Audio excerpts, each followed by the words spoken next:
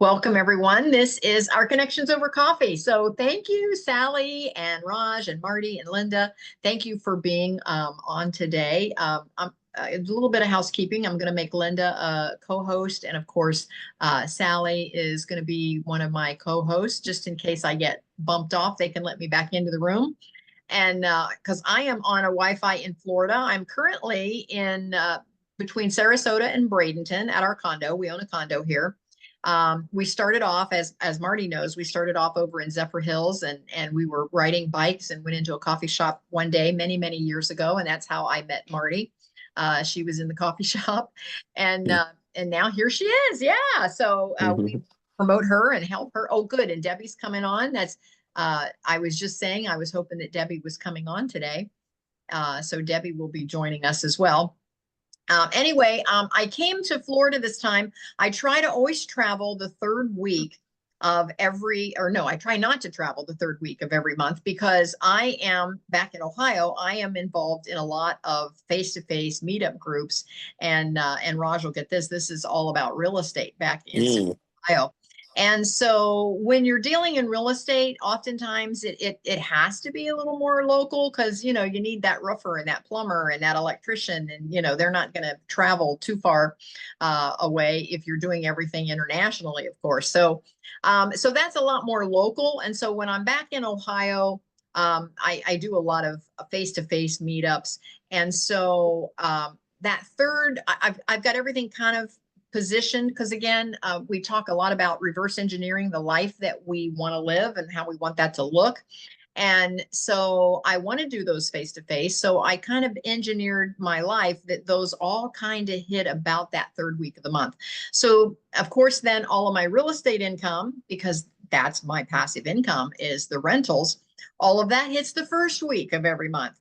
So that opens up the second week and the fourth week for me to travel. And so this particular month, even though we're now in the fourth week, and so I can Zoom from anywhere, I love that. And so I can always do this call no matter where I am. But I did have to travel a little bit on the third week this month because of my book launch over in Miami, and I didn't get to pick the dates. Somebody else got to do that. It was not my event. My publisher and her partner, they have a company called Mindset to Millions is the name of their company. And my publisher is involved in that organization. And so the organization itself put on a 2-day, I'll call it conference, expo, whatever. And my book this time was all about biohacking entrepreneur. And being a biohacking entrepreneur, it's like, how did you work on your health outside the traditional medical methods? And so for me, I was able to really get my health under control by using a little biohacking concept called intermittent fasting. Some doctors will endorse it. Some doctors will go, well, if it works for you, go ahead. But again, in the medically trained field, oftentimes that's not how they don't lead with intermittent fasting to solve some of your problems. And today is not a health and wellness call, so I will not do a deep dive into intermittent fasting, but just know that the whole conference was called Biohacking and Business Conference. So a ton of modalities that are outside the medical realm. I mean, everything from massage therapy to red light therapy to different waters, mineral waters. I mean, we're talking all kinds of modalities that most medical doctors don't lead with. So it was a great conference, but that's why I was traveling a week that I normally don't travel. And so now I'm playing catch up, but I love that. Ruth, we have you here. Come on up if you can. I'm going to at least click in that she can chat with us. But Ruth, you're welcome to click the button and come on over so we can see you as well. Oh, she declined. Okay. Ruth, can you hear us okay? Yes. Okay, good. We're glad you're here. Thank you. Ruth is also one of my co-hosts, and Carmela is here, and she is one of my co-hosts. Oh, Carmela, I love those earrings. Look at you, glittery girl. Thank you. Yeah, I had to wear all the jewelry and all that for my book launch. But anyway, I was in the book called Biohacking Entrepreneur, and the book officially launched this past weekend. We were all in the Miami area. It was a wonderful trip, but we're exhausted because if you've ever gone to conferences or expos, you know, it's just a lot coming at you. By nature, I'm an introvert. I know people disagree with me on that, but by nature, I am definitely an introvert. So I was ready to go just put a bag over my head and hide in the corner for a while to just, you know, get my energy back, because it's so draining to have so much coming at you from so many different folks. And it was just a crazy busy 2 or 3 days. But anyway, it was fun. I learned a lot. I made a lot of connections. But the thing that I noticed the most about the conference, which is why I'm still talking about it, is it was all about elevating the authors and the sponsors. And through that, it elevated, of course, all of the attendees, because all of the attendees, they were learning more. Ruth's been to this conference with me. It's different. The focus is different every year because it depends on what books are launching and what the topics in the books are as to who the vendors are. Since this one was biohacking, it was all the biohacking modalities. So it was just a lot of information, and information that I didn't have before I went to it. So it was a great conference. And anyway, now I'm coming down from it. Oh. So we're going to go walk on the beach today. You know, we're back over in the Sarasota side, the quiet side of Florida. You know, over there, it's just crazy. The traffic is crazy, you know, 10-lane freeways. And even when you go to the beach, you have the sound of the waves that we don't have on our side of Florida here on the Sun Coast. And it was just a much noisier, busier side of Florida. And of course, we're right at the edge of Miami, which is a huge city. So you get it. It was all that. So anyway, now we're back. We're coming down. We're relaxing a little bit, you know, getting the laundry done, you know, just kind of, we slept in a little bit this morning because there I had to be up at like 5:30 or 6, you know, the whole time we were there to be underway with the conference. I was a speaker at different times during in and out of the day. So anyway, but it was all about elevating. And when we talk about connections over coffee, and I'm going to share my screen for just a moment. So for those of you that are listening, you'll understand what this particular group is all about. And so here is, let me go to the top. This is our Meetup group, and you can find us on Meetup. We're also on Facebook, but you can find us on Meetup, and it's Connections Over Coffee, Our Time to Rise. It's about building connections and creating a world full of giving. And that's probably the fastest way that we can elevate someone, is to give. But this is what we're about. And I'm just going to come down to the 4 steps. We want to reconnect with what makes us tick, our genuine, authentic selves. Then we want to impact, which is to transform our life into a blockbuster life on who we really are, so that we can make impacts around the world. But then we have to storify. We have to craft our story so we can say, once upon a time, here's where I was, but then I discovered this about the world, and now I want to share it with you. And then finally elevate to be the rock star who actively inspires others to join in the celebration. So the reason I wanted to share that is today's topic is elevate.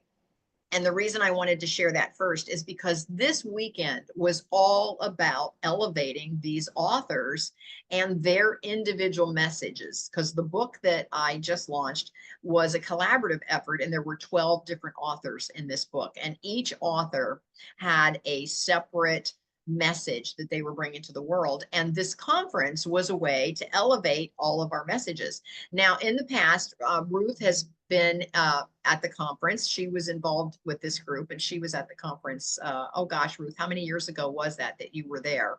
3 years, maybe 3 years ago? I see she's got her mic muted. She's probably multitasking, but Ruth attended with me. Yeah, Ruth, was it about 3 years ago that you were there at that conference? It might have been 4, 3 or 4. With Wendy. And I don't know that you were, I don't know that you knew Patricia at the time, because I think Patricia has just come on since you were there. I don't know that Patricia was involved then, which is the publisher. Was she involved when you were there? She actually was involved with that first collaborative book, but I Okay. wasn't part of that. I was just another speaker. I was a Yeah. speaker at the event Yes. Ruth because of was on another, stage. yeah. Yes. So anyway, I really I went to Benny's on the beach and I thought of you and Tom. That was a fun place. Yes, But I we agree with you totally. I like the other side of Florida much better than the Atlantic side. now don't get me wrong, the beach is the beach, and I loved being at the beach, and I love Benny's on the beach, and we love all the stuff about being by the ocean. But like Ruth, if I had to pick between the Atlantic side and the Gulf side, I would pick the Gulf side because it's just a little more calm. But anyway, so it's all about elevating the folks that were there. They get a turn to speak on stage. They get a turn to show what their message is. And the reason I was hoping that Debbie was on the call today, and Debbie, thank you for being here. The reason I was hoping Debbie was on the call today is that Debbie is writing a book about legacy, and she's writing her legacy in her memoir. And Debbie, you're not going to believe this. The book, collaborative book for next year is called Think Legacy. That is No, the title of the really? book. And so I just wanted to toss it out there. If you wanted a boost to what you're doing, if you could just condense your entire story into a chapter, hitting the high points, if you will, once upon a time, and then here's what I discovered, and now here's what I'm doing. Carmela has to step away for a moment. She's working her husband's attorney's office. So I understand. Carmela, I get it. So we'll be right here when you come back. So anyway, Debbie, if you wanted to, depending on the cost factor, you could get into that book and what it does. And again, it goes right with our concept today. You collaborate with 12 other or 11 other authors. There's only 12 of you in the book. There was only 12 of us in this book this year. And not only do you have community to help you write that chapter, but at the end of writing the chapter, and this is for anybody that thinks you might want to write and you just are not ready to like do the whole book, you can write just a chapter. You can bring your message forward. And at the end, it ends with this 2-day conference in the Miami area where you are elevated, your message is elevated, you get tons of photo opportunities. And at the end of all of that, it really launches your message because now you've got material, you've got content, you have a book, and one of the things with this particular publisher is that she promises that you will be a #1 best-selling author. Now, the reason that that's important is because once you are a #1 best-selling author, you can always use that little gold logo that says #1 best-selling Amazon author. You can use that on all your books that you upload into Amazon, even if no other book ever reaches #1 category. Because you are a #1 best-selling author if you reach that pinnacle just once. That stays with you as an author. So, and that's the reason that I did it originally. I got into the collaborative books so that I would end up being a #1 best-selling author at the other end. And then I could always use that in my author page on Amazon, no matter how many books I want to upload. And that's where I'm headed, is learning to do that end of it. To get involved. And Marty says, what's involved with getting involved with that? I can connect you. I don't have the link on me right now because I'm kind of out of my office. So I'm out of my environment right now, but I can give you the link if you want to get involved. And they do have 2 books coming out next year at the same time. There were 2 this time. One was called Unleashed Entrepreneur, and mine was Biohacking Entrepreneur. Next year, it's going to be Think Legacy. And the second book is going to be Beyond Biohacking. And so I'm probably going to get into the Think Legacy book because it's the right progression for me. And so Debbie, if you decide to do that, we'll be in the book together. So anyway, it's just a great opportunity. And the other thing that I do, and this is what I do to try to help elevate and it's the way I can give back. When I go to this event, and Ruth will contest to this, I try to get an Airbnb where we can all stay together. And Sherry's not on this call today, but last year, Sherry, maybe 2 years ago, I'm losing track of what year it was. Sherry was in, she's my co-author in another one of my Zoom calls, and she was in the Becoming You book. And so she stayed with us at the Airbnb that year. And Ruth, we took her to Benny's on the beach because we love Benny's. It's just a fun little place down there in Miami. So anyway, I just want to put that out there to everyone, that it's all about elevating your message. And this is just an opportunity that I feel so strongly about it, that I just felt that I had to share, that it is an opportunity in the future. If anybody wants to be involved, you do come out being a #1 best-selling author at the other end. And it's whatever your message is. Now, here's what I want to tell you. And here's where all of us on this call, we all have a message or something that we're doing or something we're trying to promote. And again, at the end of the day, we all have to make a living. I get that. And so we're hoping, I know I am, we're all hoping that our message, we can monetize it, that somebody's going to want to hear what we have to say, even if it's just as simple as selling a book. But what I do know is we all have this message, and this is just one opportunity. And again, I don't make anything from this organization. As a matter of fact, I have to pay my share if I want to be in the book. So I don't make anything from it. I don't have an affiliate link. There's nothing like that. It's just something that I feel strongly about. If you've ever felt that you wanted to be a writer, you wanted to have a book, and you just thought, I don't have the time, I don't have the money, I don't know what to write, I don't know how to edit, then I got to do cover design, and then I have to have an ISBN number, and then my God, at the other end, I got to market the whole darn thing, and to get people to know I even have a book. And all of this is kind of done for you. Now, it doesn't come cheap. I mean, there is a price tag. But again, I haven't clicked the link to even know what the price tag is for next year yet. So I'll get all of that information if anybody's interested. So stay in touch with me if you're interested. We'll go forward. So in the meantime, when we talk about elevating our message, I want all of us, think about a time when someone elevated you, and how did that make a difference in your life? And I don't know about you, but I think for me, and so I'll give everybody a chance to think on that. How did someone elevate you, and how did that change your world? At any degree, it doesn't even have to be super major, but it all makes a difference.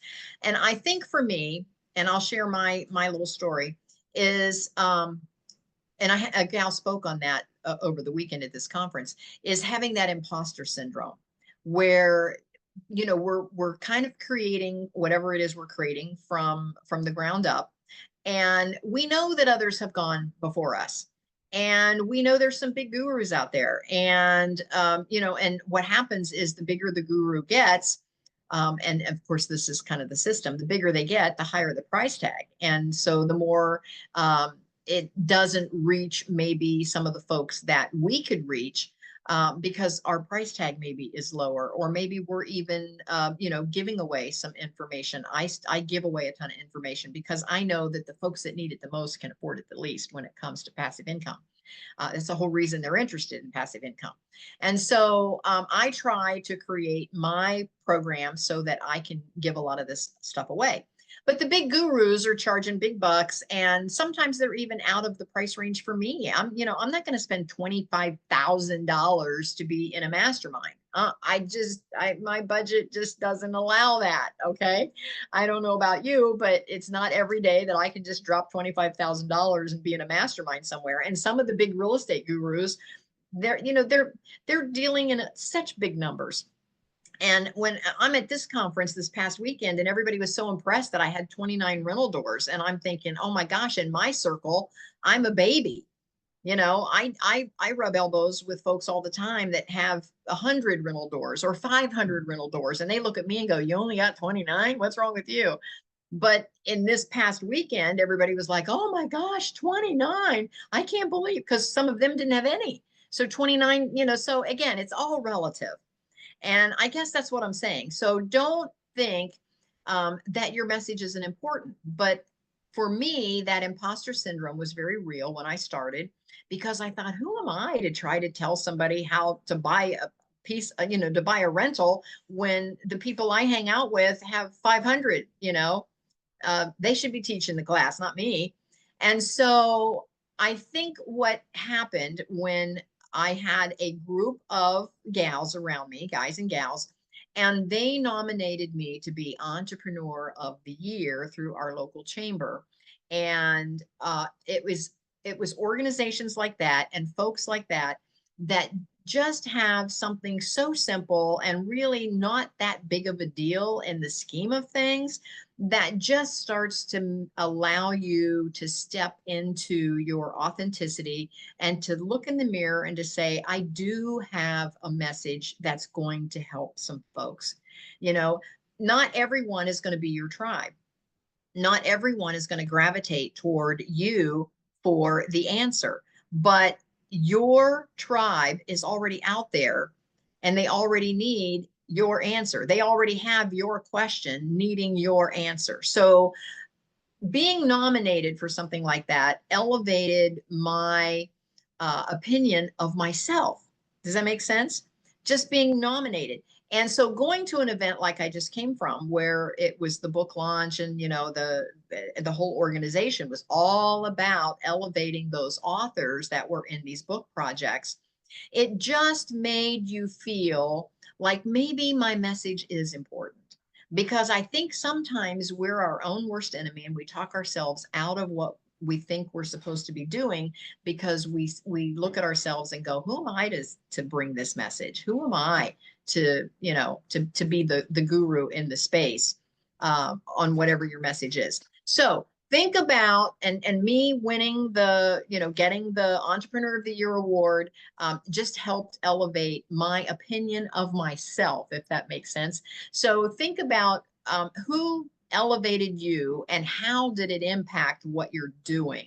And I think we're going to be surprised as we go around and share just how small in some cases it was that made a difference.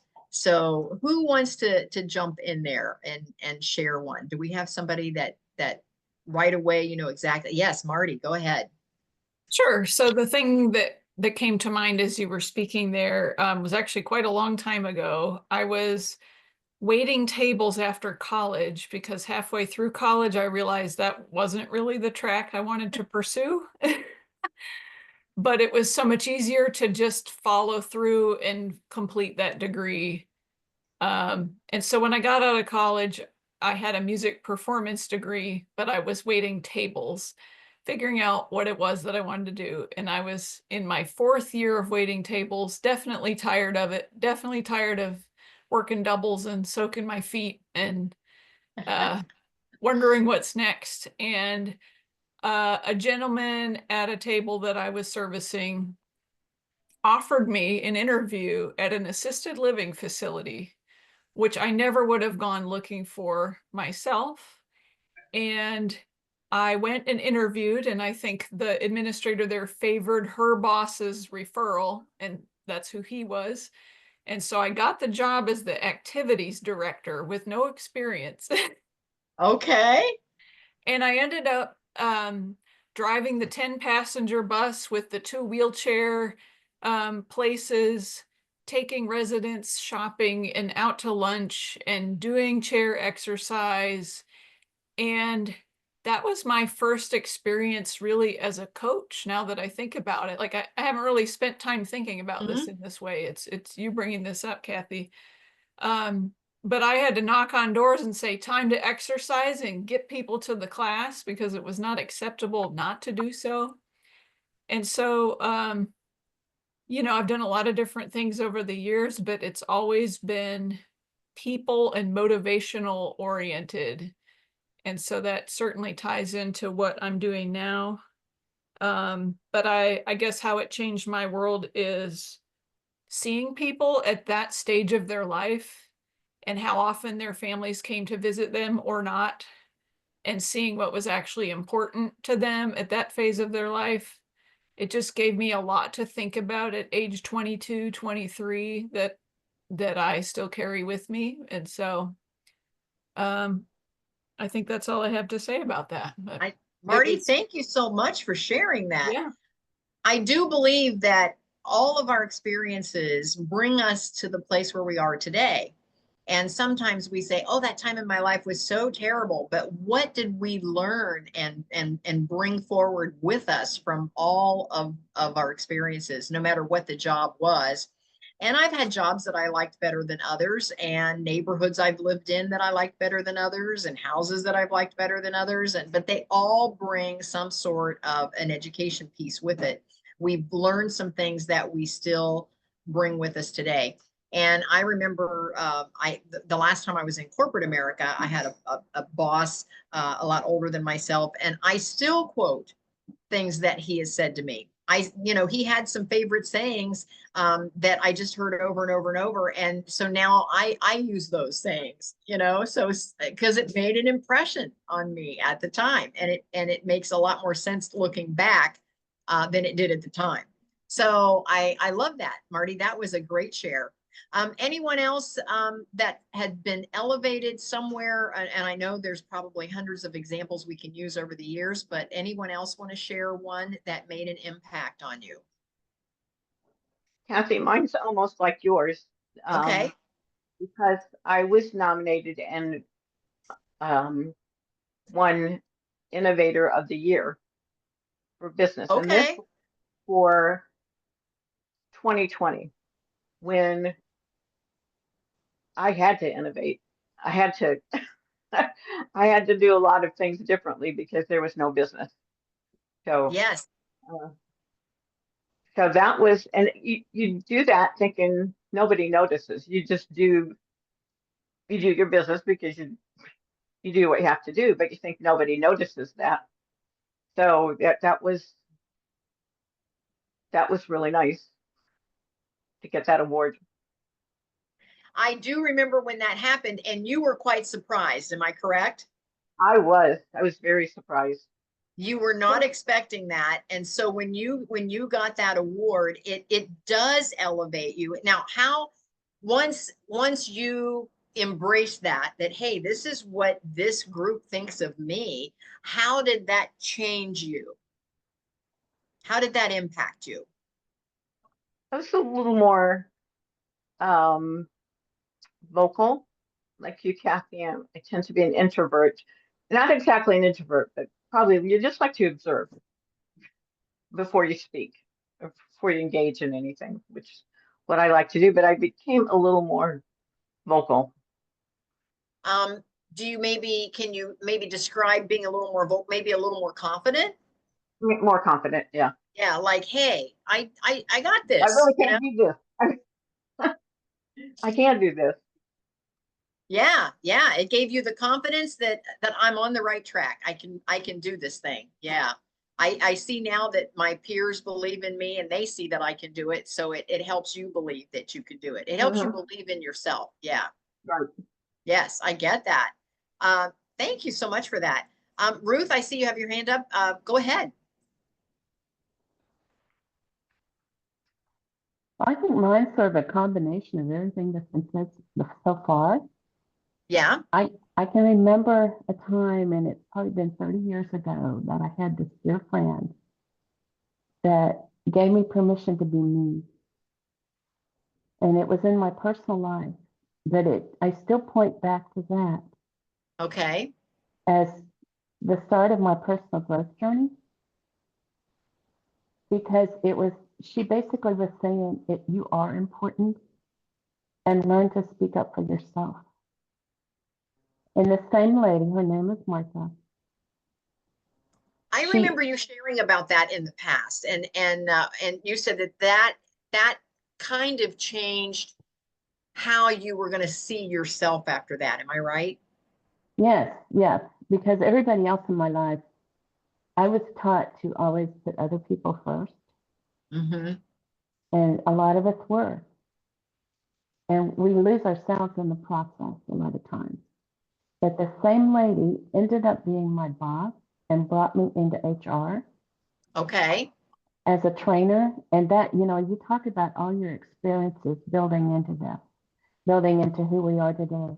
And it's a great activity to go back and spend time there and see that, because it's very evident in my life, and I think it's probably very evident in each one of our lives. Yes. You know, that she ended up bringing me into HR as a trainer. My undergrad was in math ed. And she also was the one that when she retired, I took over her position as HR manager. And so all of that elevation took several different levels. So And it then hugely impact you. it did, you know, exponentially over the years. Yes, it did. And she was such a mentor in my life for so many years. And so never underestimate what you're doing in somebody else's life. Absolutely. Absolutely. And oftentimes when we're the encourager and we're the one that's trying to elevate someone else, and that's the second question, oftentimes we don't get to see the results. We don't realize maybe how we've impacted someone else. The way we can see how someone has impacted us is a lot more clear than how we've impacted someone else. So great point there, Ruth. Thank you so much for that share. I love that. That it changed a lot of aspects of your life. It impacted you in more ways than one. Oh, yeah, you know, personally to start out with, and then professionally. But it made me think too, Kathy, when you just said that, is if it comes to mind somebody in your life that has really impacted your life, send them a note. Good idea. And I want to add to that a little bit. It's so easy to send a text message or a WhatsApp message or even an email, but I still like written notes. I get cards from Sally, and they're on my bulletin board. I save them. And I can't remember what people texted me last week, but I can look up on my bulletin board when I'm sitting at my computer back home and I can see my message from Sally. So I love the written notes. Can I add one more thing, Kathy? Absolutely. And that is, I'm right in the process right now of spending time re-identifying myself and see if it's changing or how it's morphing. And I think that's always important to do, to periodically look and say, okay, in this chapter of my life that I'm in right now, what does that look like? And what needs to change and what needs to stay the same? That is a good point. I most recently, and I'm going to say within the last 12 months, I most recently looked in the mirror and I said to myself, how can I show up better in the world? That was all I asked. How can I show up better? Because, you know, you're thinking, I don't know if any of you on this call have gone to a county fair recently, but oh my, have you just sat on the bench and watched the people and just done some people watching, or even at the local mall and just sat and just did some people watching?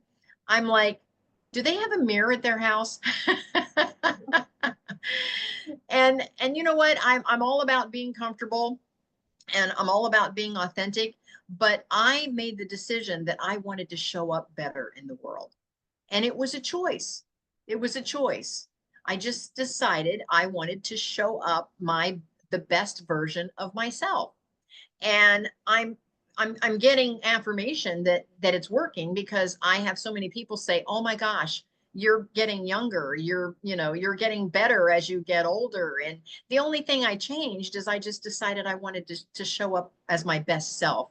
Anytime that I go out, I just want to show up better. And it was such a small decision, but it's made such a huge impact in my world. Carmela had her hand up. Carmela, how about you? Wow. Well, with me, it's kind of like I feel like sometimes I'm always the abnormal one, but it was when I was working actually in retail at Cracker Barrel, and the one manager there, it's like he always threw me in something, but I was really a good people person, and I didn't realize then my mentoring started there, where I would help other people. Well, then my direct supervisor, I became her right-hand woman, I guess, right-hand man. So when she wasn't there, they put me in charge. And what was really crazy and good for me was normally they would bring in someone else from another store when the actual manager was out. They didn't this time. They threw me there. They said, Carmela, we know you could handle it. So they didn't have, they said, if you need anybody, this is who you could call. But I did everything. And the girls that struggled, I may have had them come in maybe 15 minutes early and I sat down and worked with them.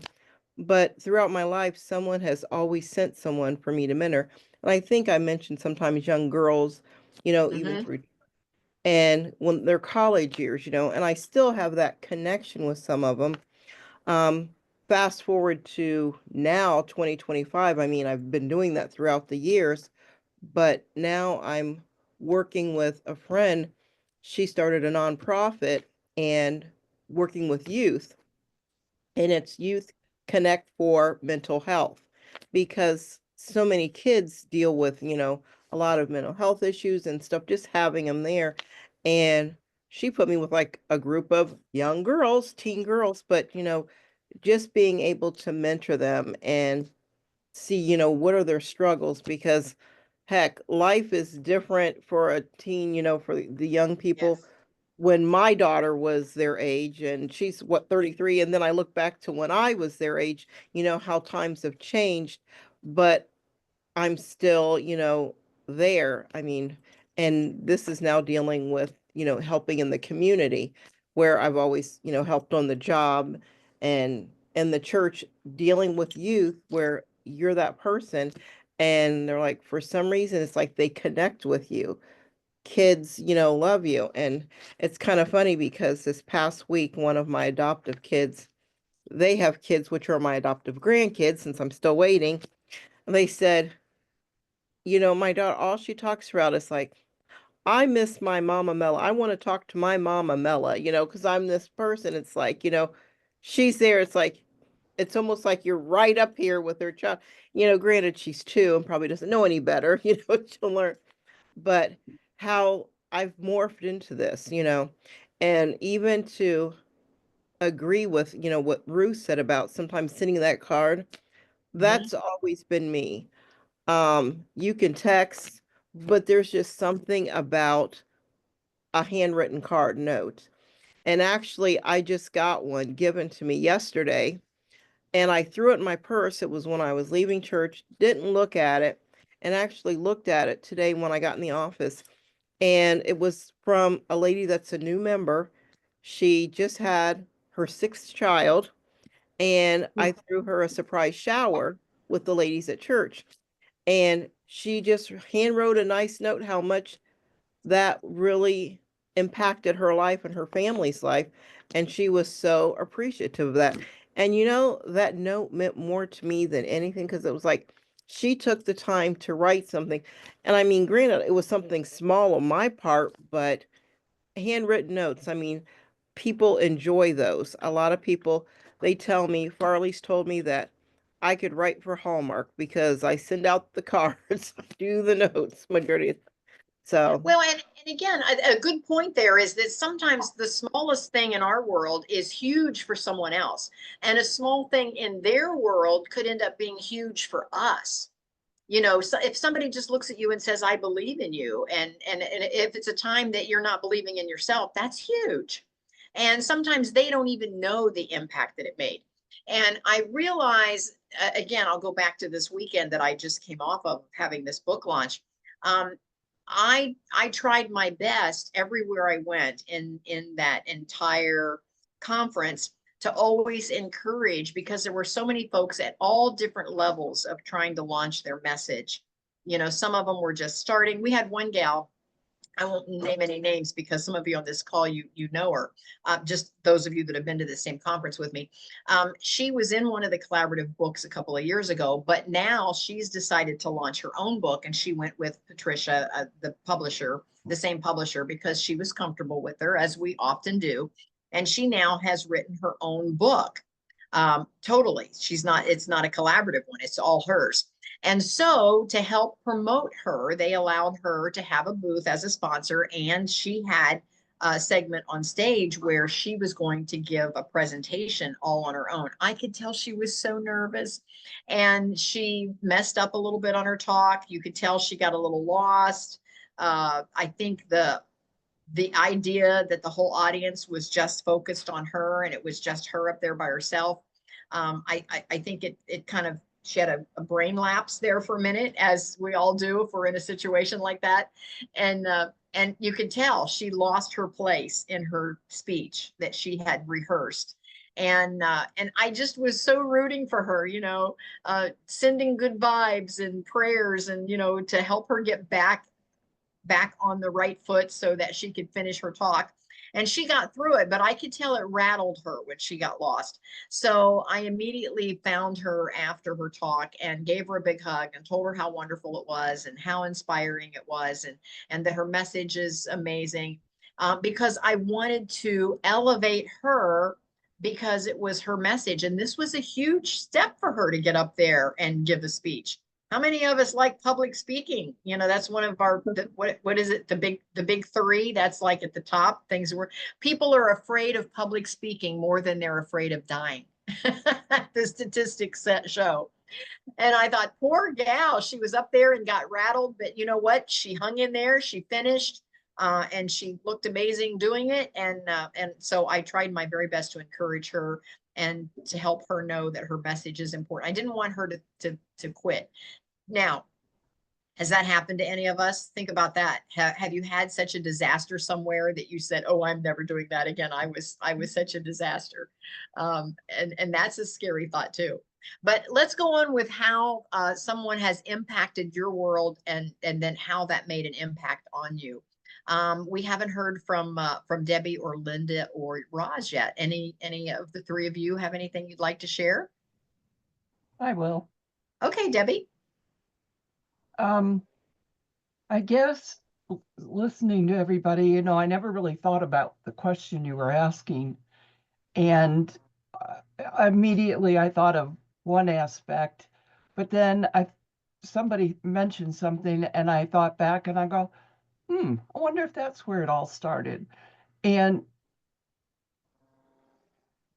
I've always been a person that has wanted to help other people.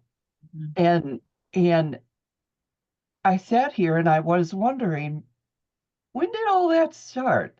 And I realized back when my kids were little, and I realized that where we were living, there wasn't a thing as Girl Scouts. So I decided to put a bunch of girls together and start from the beginning with the little daisies and everything. And by the third year, I came up with this idea, these kids have never been outside their backyard. So I did what anybody would do, is I put together a trip up to Buffalo on a Wow. bus, and we spent a night sleeping on a battleship. Holy cow. But in order to afford this, we did fundraising. So that was like my first challenge. I mean, these girls were you could just see the excitement of traveling on a bus, going, to this place and just having a good time and seeing things that their parents could never afford to take them to do. And that was sad. And Debbie, I bet they're still talking about that today. I bet that still comes up in conversation today. And you're right. And I wish I knew where these kids were so I could, like Ruth said, and I always believe in handwritten notes, even though the postage is getting ridiculous. But I guess you would say that was the start of where when I got to the point of taking care of my mom and making sure she did things that she couldn't get out to do. I mean, I was her advocate. Mhm. And seeing the dementia, in the final probably year, almost a year. Whereas now, it encouraged me to, or not encourage, it drove me to the point of working with Amy with dementia patients. Mhm. And to this day, you know, when somebody starts complaining about this person and that old person and what they're doing and what they're saying, I'm able to sit there and I can sit back and say, you know, this is really, really a best avenue for you to go on with them. And I'm not bragging or anything. It's just what I do now. I love that I can have a caring heart and share that with somebody else to help them see the other side, to see where they're at. And I had to do it with my own siblings. You know, just a funny story. My sister called and talked to my mom, and she said she called me and said my mom's acting weird and blah blah blah. So I said, okay, well, so let me call her and see what's going on.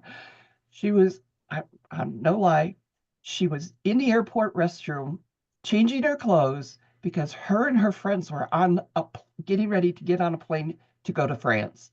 And I'm going, yay!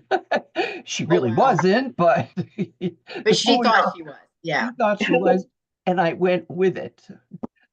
And Well, and that's all in that dementia training too. But Debbie, thank you so much for actually meeting her where she is and was. And I think that's what's important. And you've heard me say this before because I teach different lanes, and in all my lanes, I always say you have to enter the conversation that's in your audience's mind, not make them enter the conversation in yours. And that's exactly what you're doing, is that you were entering the conversation in her mind, which actually gave her some peace of mind, yeah, and it kept her from being so confused. And again, a different topic, but a lot of dementia patients, you try to reason with them back to reality, and that makes them even more confused. So I yeah, get that. So good for you for understanding that and for doing that for your mom. That was huge for her, such an impact for her. And in turn, it's made an impact on you. You want to do more of it. And I think yeah, we all do. The more we give, the more we want to give. I really, really, really enjoy having the passive income because it allows me to give more. And again, that's where I think we all, if we follow our heart, that's where we all end up, is trying to help and give more and elevate folks around us. And in turn, their success impacts us. yeah, Anyone that we try to help, when we see it, my favorite thing is to see one of my students exceed what I'm doing. That really gets me excited when they're doing as well as or better than I'm doing. I'm like, good for them. Good for them. I'm glad that I could be a small piece of that success for them. Anyone else? We haven't heard from Raj or Linda yet. Yeah, I'll go ahead. Okay, Raj. So I'm in construction, right? So I build, I'm getting into building new homes from ground up. So, um, I did my own home that I live in just recently, and I've had a lot of people come in, had some get-togethers, and got a lot of praise and recognition for the work I do, which to me comes second nature. But to everyone else, they're like, "Wow, I can't believe you did, such an innovative design. Your work is amazing, this and that." All that does to me is just give me confidence, tell you the truth, Yes. to go out there and knock on doors or, get more success, driven, stuff like that. But as far as having a mentor, I've never really had a dedicated mentor. And I think when I was younger, I think that would have helped, get me success that much sooner. But I was just not fortunate to cross paths with someone that was doing what I want to do and, take me under the wing or point me in the right direction. I kind of lacked that. I wish I had it, but I guess some are fortunate, some are not. But I do have people that I go to, like my architect or a guy who was a previous retired foreman, who's halfway senile now, but does give me good advice and stuff like that. So at least I have some form of mentorship, and they don't charge me for a master class or something like that. Whereas if you go the master class route, yeah, you'll pay it. Will you get that dedicated one-on-one? I don't think so. So I guess it's more friendship-based driven and, being there for one another, I guess. So I'm still discovering that. You never know, you find that one person who's an older person that's retired and Yeah. and bonds with you, and it motivates you to keep going. Yeah. So those folks are making an impact on you, and the new builds that you're building talk about an impact.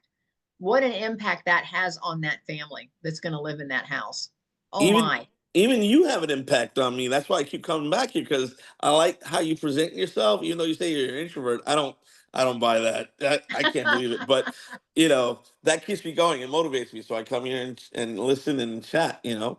So it's Well, I motivating. appreciate you. I appreciate you being here. I really do. And the next time I'm in New York, we have to meet. Yeah, last time you guys came, I didn't hear how your trip was. I guess I wasn't on the calls after that. But how was your visit here?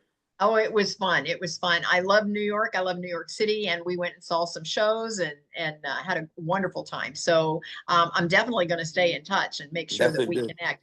Sure. Um, yeah. So anyway, go to, and Raj, I'm going to have you do this. Go to kathybinner.com, which is my website. Scroll all the way down into the footer. You'll see a place there to contact Kathy or Kathy's team. Give me some personal contact information where I can either just pick up the phone and call you or email you or whatever you want to share, and send it over in that contact form to me. Mhm. And that way I can put it in my phone and connect with you when I'm in New York.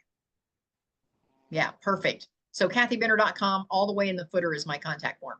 So anyway, this has been great information. I love that you're sharing authentically. Linda, is there anything you'd like to share? Sure, I can come out. Are you able to hear me? Yes, absolutely. Okay, great. So just a few small things. I I've been recognized the last several years with the beautiful crystal plaques that are sometimes given out in organizations, and that's been not my normal way of living. Like I usually the only way you get plaques like that is by competing. And I find contests to be completely demotivating to me as opposed to motivating. So for people that contests are their love language, those are the ones that are up on stage. But within this one organization that I work very closely with, I am recognized for my contributions, and I share knowledge, insights, expertise, and tips when appropriate. And it's been lovely to be recognized for that. Um, Also, in regard to the handwritten letter idea that several people have mentioned, my parents owned two brick and mortar businesses.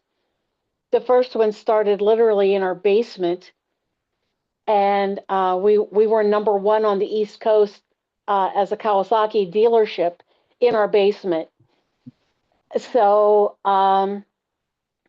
but my mother just recently received a lovely handwritten card from a girl who was our parts manager in like 1975, Oh, wow. approximately.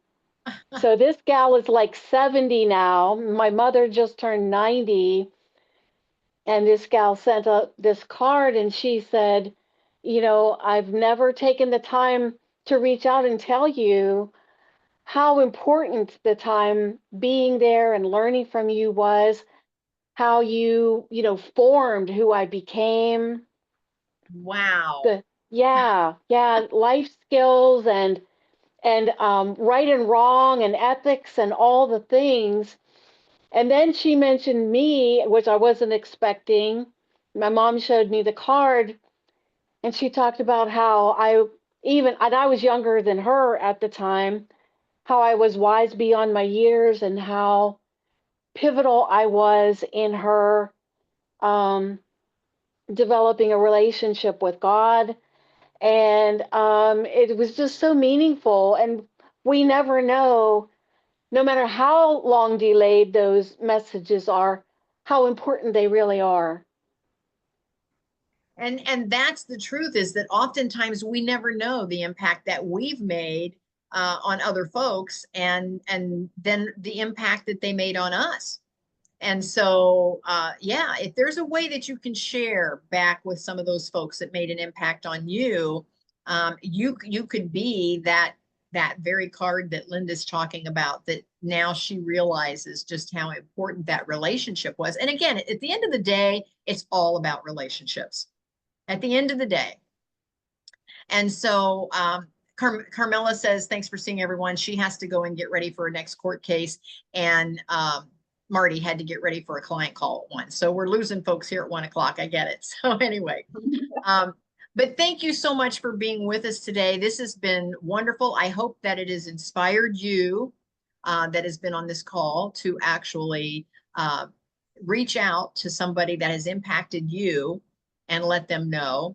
And hopefully you'll receive some cards or notices or messages or text messages or however that works, to know the folks that you have impacted, because your message is important, whatever that message is. And it doesn't have to be a formal message. It can just be, that you just want to help somebody get to their next level, whatever that is for them, whatever that means for them. So again, like I said earlier in the year, I just made a decision that I wanted to show up better in the world, that I did that for me, but it isn't making an impact on other folks. And other folks are saying, if Kathy can do that, I think I'm going to do that. I'm going to try to do that. So even that decision that I made for myself is making a difference for other people. So keep on keeping on. I love that you're all here. Is there any final comments or aha moments before we leave today? And Debbie, I will get you the information about the book. And again, no commitment. This is just something for you to explore, to see if it's something that you might like to do. And if anybody else is interested, reach out to me, kathybenner.com. You can go again to the footer and send me a message there. That's the easy way to contact me. And I'd be happy to email you back the link so that you can explore that more if you'd like, if anyone else is interested. But it's just a wonderful experience. If you've ever thought about writing, the whole collaborative book effort, it takes a lot less effort than it does to write a whole book. But it gets you in the realm of where you're trying to be. Yes, Raj. Hey, Kathy, so you wrote this book. How did you go about writing it? Did you write it yourself? Did you hire a writer, or did you use AI? I wrote it myself, because all of these collaborative books, this is the third one that I've been in with the same publisher. They're all on a different topic. I reverse engineer it. And what I do is I wait for the topics to come out. And so again, coming up next year, it's going to be Think Legacy is the title of one book, and Beyond Biohacking is the title of the second book. And so I choose which book maybe fits my stories. And here's how I like to describe it. We all have this suitcase full of stories tucked back in the closet somewhere. And I, drag it out and check out the stories, pull out 2 or 3 that might go with that topic. And then I put them in the hero's journey format. And Walt Disney does all their movies on that format. What is the movies on Netflix, they're all on that same format. It's like, once upon a time, here's where I was, but then I discovered this, and now here's how this is the message I want to share to the world. And so once I have that hero's journey format, I just take that one story in that time and place in my life, and I just make my whatever number of words it needs to be, I just put it into that format. And then part of this particular publisher, part of the price point is that she sends it out to her editor, and she has an editor that edits all of those stories together to make them flow in a collaborative book project. So the publisher or the lady who you mentioned, she assigned you the topic, or Yes. Okay. Yes, they come up with the title of that book. Okay. Then you write to the topic. And so Think Legacy is the book that I'll probably jump on board with next year. And so what I did is, or what I'm going to do, I haven't on this one yet, but what I'm going to do is I'm going to look back through all of my life experiences and what can I tie into the theme of legacy. And is that a relationship management? Like, how did you come across that publisher? Or what did you? It connect? all had to do with when and Sally has to run. I get it if you have to jump off. I understand. Thank you so much, Sally, for being with us today. What I did back in the, and I do this even today, I try to be an early adapter on whatever is coming down the pike. And I don't know if you remember a year or two or four ago, there was a new app called Clubhouse that launched, and everybody was jumping on Clubhouse. And I wanted to be an early adapter, so I jumped on, and that is where I met the folks in Miami. Is the one gal, she had a room on Clubhouse, and I would join in to the Clubhouse every morning. And so for a year or two, I would tap in every morning at 8 o'clock. It was the way I'd start my day, you know. And that's where I met the publisher. She too had jumped into that room, and we got to talking on Clubhouse and developed a relationship. Wow, so that's it's amazing. all relationship based. That's amazing. But I'm going to give you one quick example, and then we'll go. But for this past book, the topic was biohacking. I didn't even know what that meant. And I thought, well, I wanted to get into a book, but I'm not a doctor. What's biohacking even mean? So I did go over to AI and and I said, tell me, what is biohacking? You know, so I got all of this information. And then I thought, well, what am I doing in my life? What life story do I have that can tie in with biohacking? And my life story was, at the time, 14 months ago, right about when this book title came up, and I was deciding whether I was going to be in the book or not, was I had started down the path of intermittent fasting to regain my health back. And I thought, well, you know, by the time the book is due to launch, I'll know how this intermittent fasting thing is working for me. And so I signed on with the intent that I was going to write about intermittent fasting. And so my entire chapter is all about my biohack as an entrepreneur is intermittent fasting. So I wrote to the topic, but I didn't even have the topic, hadn't even unfolded in my life yet of intermittent fasting, because I was just starting down that path when the title came out. So I'm not sure exactly how my legacy chapter is going to look. But I know that that's the book of the two that are coming out next year. I know that's the book I'm going to get into. And so now I'm going to just kind of, you know, kind of see of all of my life experiences, what kind of rises to the top here in the next few months that will give me the material I need to write the chapter about legacy. And how many pages was the last book, or how many pages you anticipate it being? Each chapter, and again, it all comes out to, you have to have a certain margin, you know, and they send you a Google Doc and say, put your chapter here. They want it double spaced, so many words, a certain.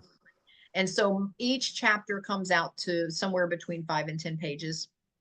Okay, that's not too bad. No, it's not bad at all. And you're only, and you only have to focus on your chapter. It's not like writing a whole book. Oh, so it's just you just assigned a couple of chapters of a book that they're publishing. Yes. Oh, and so 12, okay. So 12 authors come together, and each of the 12 write a chapter on the topic, but each story is so different, but it's all on the same topic. Gotcha. And I'm sure it's lucrative, right? It's they compensate you and whatnot, or you get a share of the profits or whatnot. Actually, that's a little harder in a collaborative effort, because in a collaborative effort, who's going to make the money? So what each book does is they donate the sales to whatever cause. So the first book was called To Speak, Lead, and Impact was the title of the first book. And my whole chapter was about my real estate. Oh, wow. And you're in successful at that. So that his definitely. first book. Yeah. So because Mhm, the whole thing was called to speak, lead, and impact. Well, mhm. what do I speak about? What do I lead on? What is my impact? And it was all about my real estate. And so they chose Habitat for Humanity to I receive all the remember. Yep. proceeds of the sale of that book. Okay, gotcha. Okay. Because you're well versed in various things, writing now and real estate, and you're in health now, health and wealth. So I think I mentioned this before. I have a good friend who's from Philly, who's a real Mhm. estate broker, and she's a fanatic about AI.